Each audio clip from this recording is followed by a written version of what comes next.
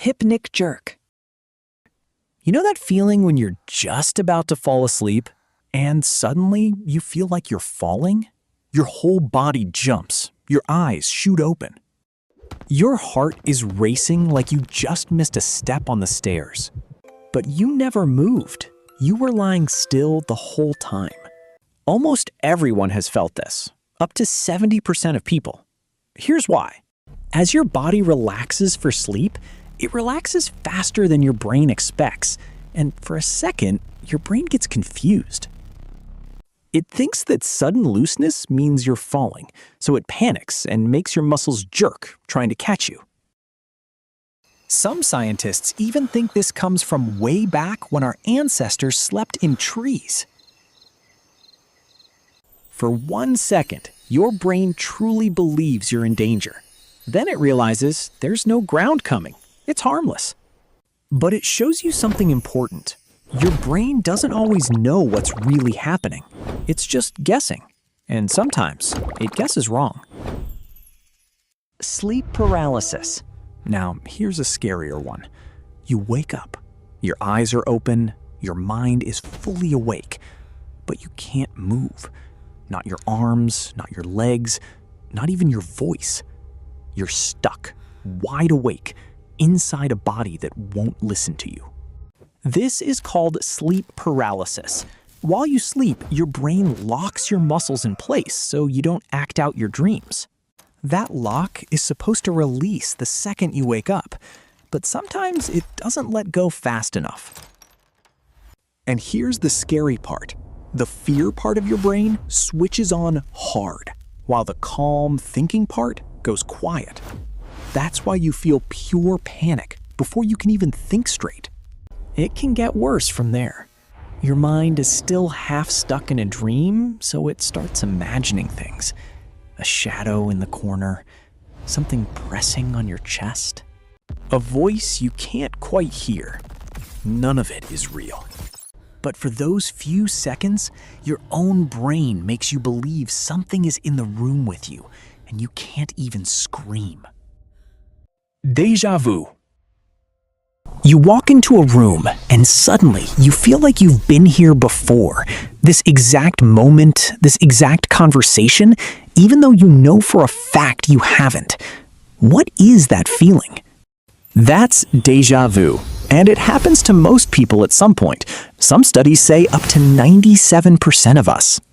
There's a small part of your brain whose only job is to check if something feels familiar, like a "have I seen this before?" Normally, that feeling only shows up when your memory can actually back it up.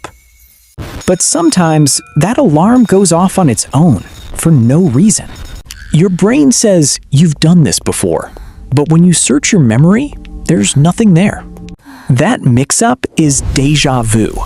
It usually lasts just a few seconds, then it's gone, leaving you with a memory of something that never happened. Alice in Wonderland syndrome? Imagine looking down at your own hand and watching it seem to grow right in front of your eyes. Or looking around a room and watching the walls stretch further away, like the room is swallowing itself. Sounds feel like they're coming from far away, even when they're right next to you. Time itself feels like it's speeding up or slowing to a crawl. This is called Alice in Wonderland syndrome, and it's usually caused by migraines. A wave of unusual activity moves across the part of your brain that handles your eyes and your sense of touch. Normally, your brain blends everything you see, hear, and feel into one steady picture of your body and the world around you.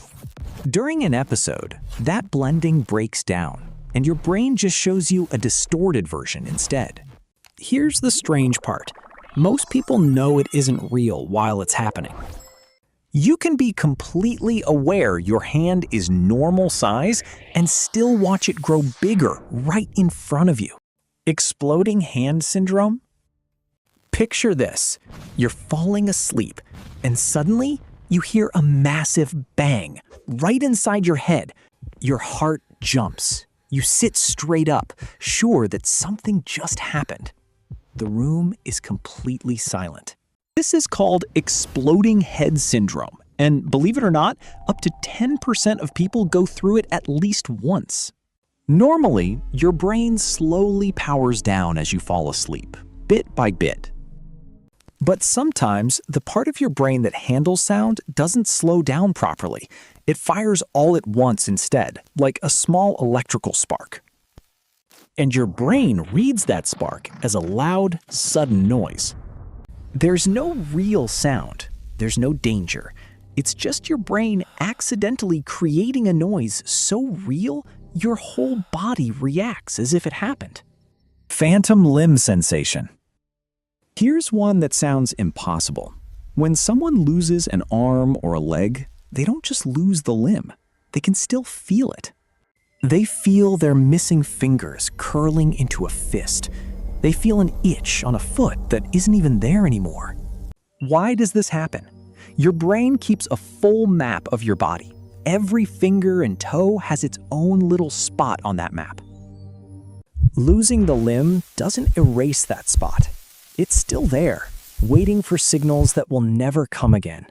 So the brain areas nearby start creeping into that empty space, and that mix-up creates very real, specific feelings from a limb that's completely gone. Here's the part that should really surprise you. Doctors found a fix using a simple mirror. They show the brain a reflection of the working arm or leg, moving where the missing one should be. For a lot of patients, the pain actually fades, sometimes completely. Just tricking the eyes was enough to change what the brain believed. Out-of-body experience. Some people describe this exact thing. Suddenly, they feel like they're floating above their own body, looking down at themselves from the ceiling. Calm, aware, just not inside their own body anymore. Sounds impossible, right? But scientists have traced it to one small spot in the brain, the part in charge of telling you where your body is in space. Here's the proof.